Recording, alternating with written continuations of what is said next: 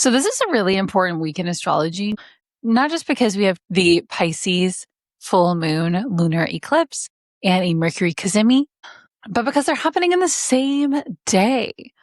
What's going on in the sky this week? Tune in to this Astro Weather Forecast for the week of August 24th to the 30th, 2026. You can swim with the cosmic current instead of against it.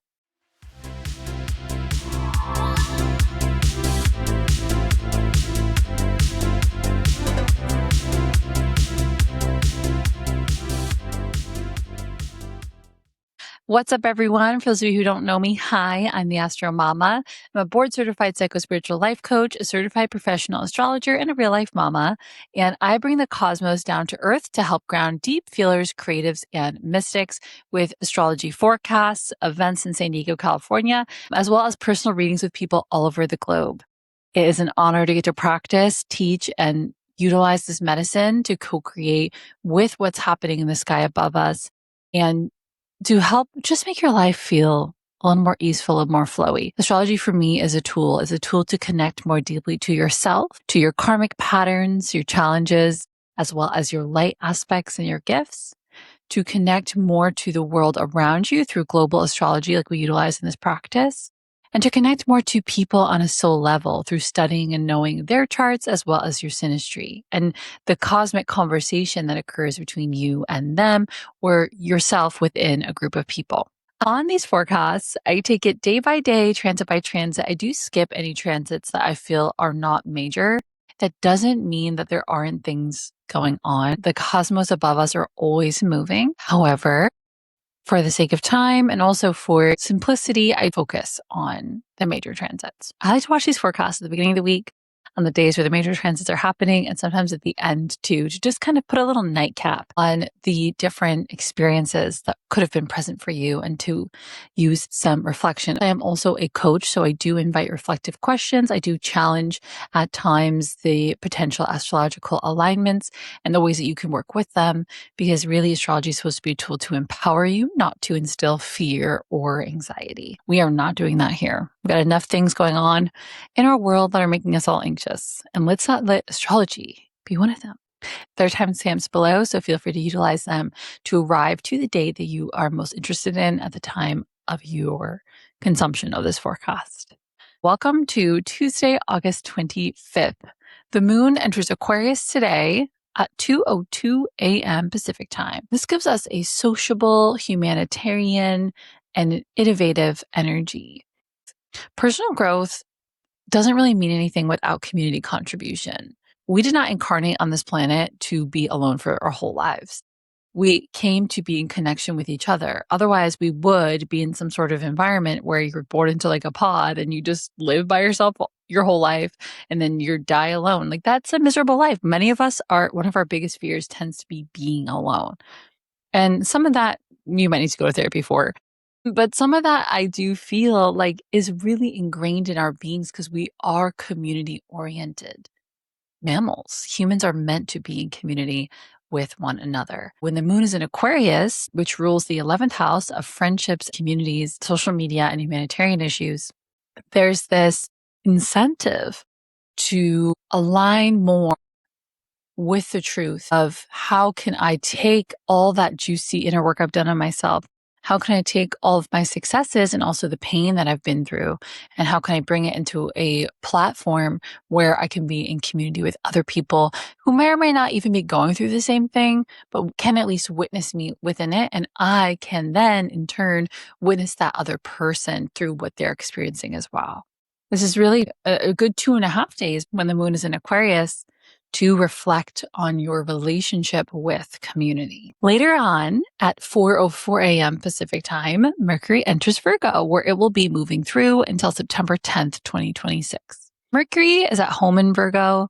Mercury rules Virgo, and Mercury is the planet of communication, intellect, siblings, and short-term travel, as well as your immediate neighborhood, and sometimes learning skills. And Virgo is the intellectual, service-oriented, detail-oriented, structured, and disciplined earth sign. It's a mutable earth sign though, so they're really gifted at communication. They can process information really fast and they can communicate it really fast in a way that resonates with a lot of people.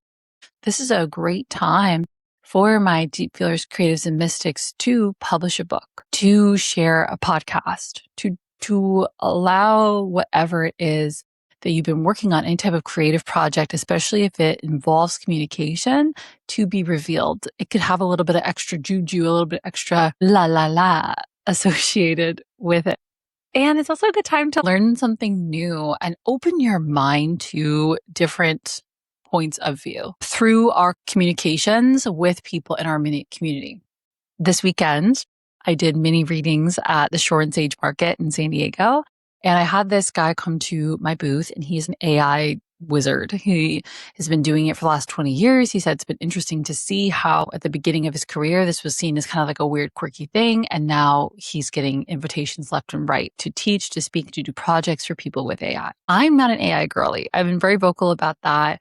At least the way it is right now. It doesn't mean I've never used it. I have used it for complex tasks in the past, but I'm concerned about the amount of water that it uses. And I get a little tripped out about the whole robot thing. So I tend to be more on the side of the anti-AI conversation. So when he was talking about this, I had to kind of really focus on opening my heart, focus on being non-judgmental, because I didn't want to yuck his yum. And it was interesting because he was speaking from a perspective I hadn't heard before.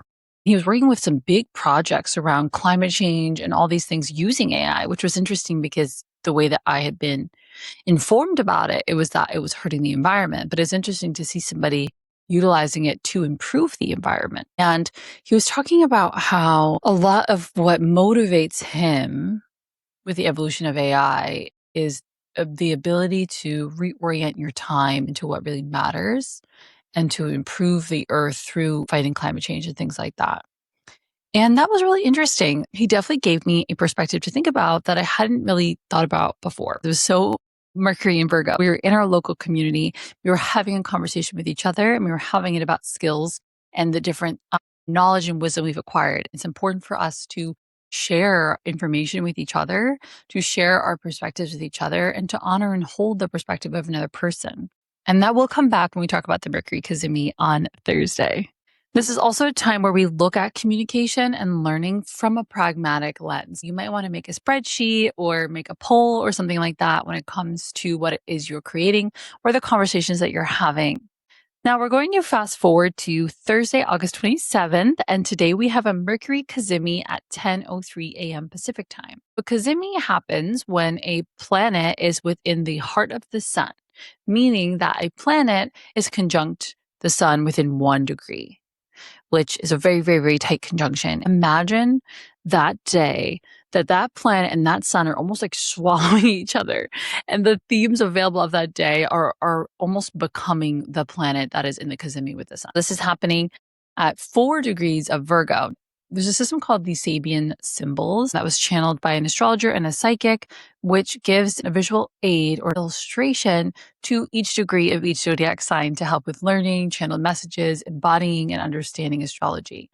And the image is connected to 4 degrees of Virgo is children of mixed races playing together. At the time that this was channeled, racism was definitely more prevalent than it is now. And the big message was about how children just love each other. Racism, hatred, bigotry, we're not born with those traits. Those are things that society pushes on to people. We are born with universal love, universal consciousness, connected to the truth that weaves us all together, that we really are not so different. I'm wondering, because this alignment is happening with this Mercury, because there might be opportunities to understand somebody else's point of view from a different way. It's not about abandoning your morals. It's not about abandoning your goals in life. It's not about abandoning the vision that you have for our earth in the future.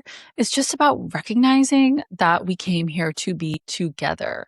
And it's not going to be supportive for anybody if we all just break off into our own little cliques and we just live our whole lives within the bubble or the echo chamber that's just affirming our own beliefs. What's supportive is understanding that when we come together to co-create in the age of Aquarius, the North Node is in Aquarius, Pluto is in Aquarius, the astrology of this moment is begging us to come together with our shared humanity, compassion, and understanding. There could be opportunities today with the Mercury Cazimi to find some sort of common ground with people based on the sharing and exchange of ideas, information, and beliefs, as well as creativity. Mercury is not normally associated with music. Like Mercury ruled signs like Gemini and Virgo, they do really well with songwriting. They do really well with learning new instruments. Therefore, this could also be almost like you connect with somebody through music. There's a song that moves you or moves us all through this desired shared connection and recalibration. And especially the musical component could be alive today because the moon enters Pisces at 12:04 p.m. Pacific time.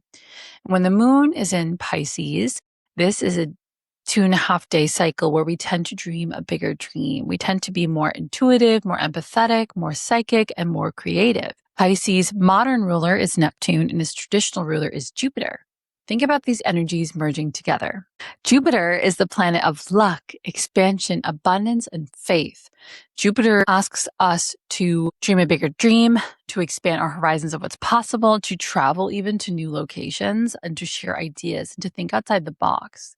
Also, to have faith in some sort of God, spirit, universe, higher self to carry you through.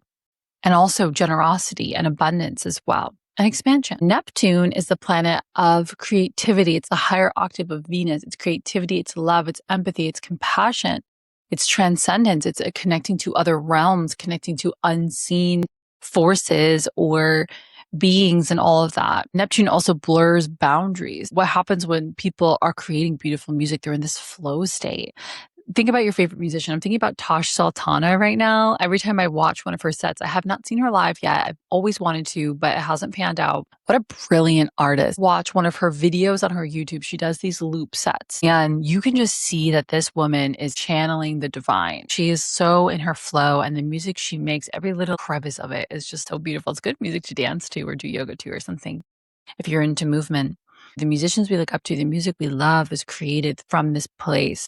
Channeling something bigger than the self, because the self and the ego are going to say, that doesn't sound right, or that's not the way the song was supposed to be created, or I'm not good enough at this, or people aren't going to like this, or it's not going to make me money, or blah, blah, blah, blah, blah. That's ego.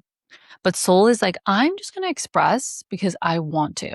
I'm just going to express because there's so much moving through me. There's so much alive in me that it has to come out. And I'm trusting that it's coming out because there's somebody on the receiving end that needs that too.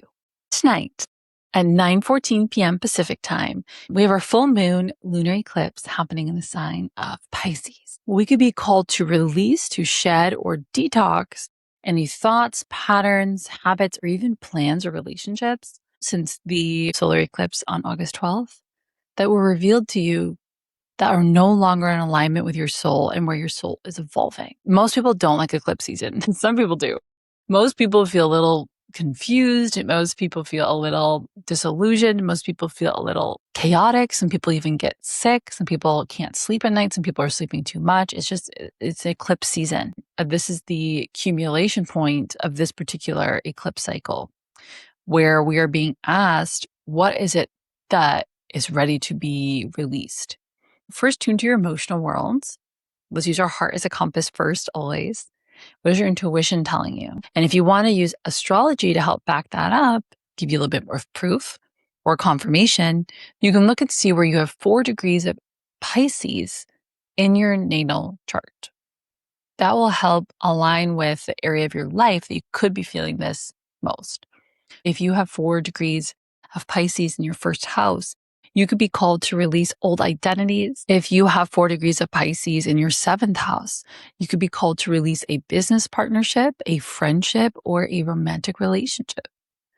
If it's in your 4th house, there could be releasing your home, releasing something from your home, or kind of releasing attachment to a certain relationship with an ancestor. So these are all just ways that this energy could be moving through you. Welcome to Friday, August 28th. Mercury in Virgo makes a square to Uranus and Gemini at 12:24 a.m. Pacific time. You could have some weird dreams in the evening or just have some trouble sleeping. You could wake up at 12 a.m. and be like, my brain is on fire. My thoughts can't stop. I can't get a hold of them. And it's important to just remember that you might not be seeing things clearly, especially, and to just give yourself some space in the morning to be. Clarity will come later. It doesn't have to come right now. And just because you don't have it right now when you're waking up on Friday doesn't mean that you won't have it later. Just give yourself some time to integrate or maybe get some extra sleep if you were up all night, astral traveling with weird dreams. The Virgo sun makes a square to Uranus and Gemini today at 3:18 p.m. Pacific time. I always call this alignment the Tower card in tarot. This is a time where you could expect some epiphanies, some downloads, some ahas, some big moments around identity and your core being. And especially because this is coming off the coattails of that lunar eclipse. It could be a time for an identity upgrade. The sun shows where we shine and the personality hat that we wear in the world. And Uranus is the great liberator. It's the planet that rules electricity. It's shakeups. And it's a reminder when we have Sun square Uranus that to release the binds that we have put on ourselves, to release the stories that we've told ourselves about who we are and what is possible for our lives based on our identity. And that's why you'll see, the people on the Instagrams, all the coaches, they talk about how if you want to manifest something new, more money, a different body, a different relationship, a house, whatever, a friendship group, you have to first embody the identity of the person who has it already. And I think there's something to that with this cosmic conversation. But at least today you can expect some epiphanies, some ahas, some downloads. And because Virgo and Gemini, the signs where this alignment is happening, are both ruled by Mercury, this epiphany could come through speaking, through studying, through writing, through sharing ideas, creating music, or something that has to do with expression, as well as being on a stroll in your local community, to your local coffee shop, or maybe even a phone call with a sibling. All right, so lastly, we're going to talk about Saturday, August 29th. The moon enters Aries today at 7:38 p.m. Pacific time, ushering us in a good 2.5-day cycle for workouts, saunaing, finishing projects, activism, for anything that requires courage and strength and force. If you feel anger bubbling throughout the surface today, just understand that anger is a teacher.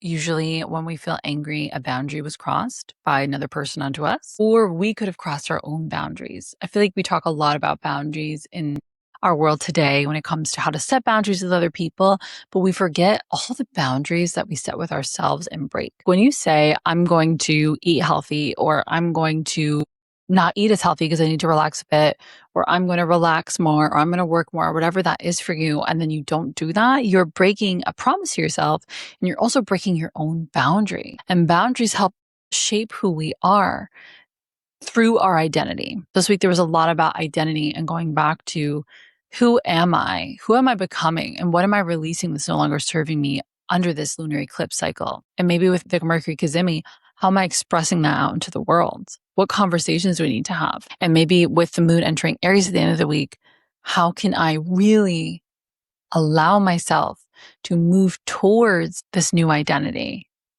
And part of that will come through setting boundaries with myself and with other people. If you don't want to drink anymore, you're leading with, I don't drink. If you don't want to eat junk food anymore, you're speaking out into the world. I don't eat junk food, or I fuel my body with clean foods. And if I'm going to have something juicy and delicious, it's going to be good. And it's going to be real ingredients. It's not going to be the chemicals from the lab. If you're building a business, you say, I am a business owner, not I'm trying it out. I'm just checking it out. I'll see.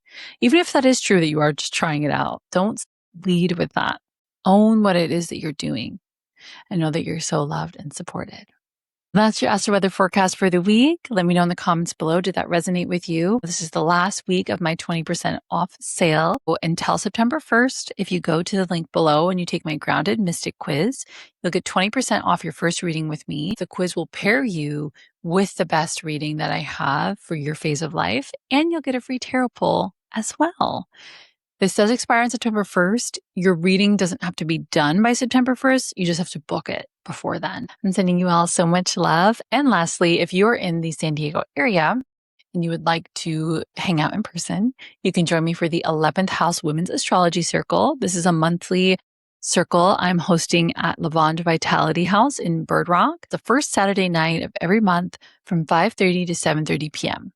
You can expect a guided meditation, a printed personalized mini reading, as well as community conversations, circle, and astrology talks. This is great for astrologers of all levels. We have beginners, intermediate, and advanced astrologers who join us in circle. And it's a space where you can just be in your feminine radiance, your playful energy, while also learning the magic and the sacred potency of astrology. I would love to see you there. The link to register is below. Because I am doing personalized printed mini readings for everybody, you do need to sign up in advance to join us. Anybody who signs up 48 hours or more prior to the event start time will get a personalized printed mini reading delivered there. If you do decide to join us last minute, it's no biggie. You can still come, you can still be in community, but your mini reading will be emailed to you via PDF instead within a week of the circles closing. I'm sending you all so much love, and I'll see you next week. Bye.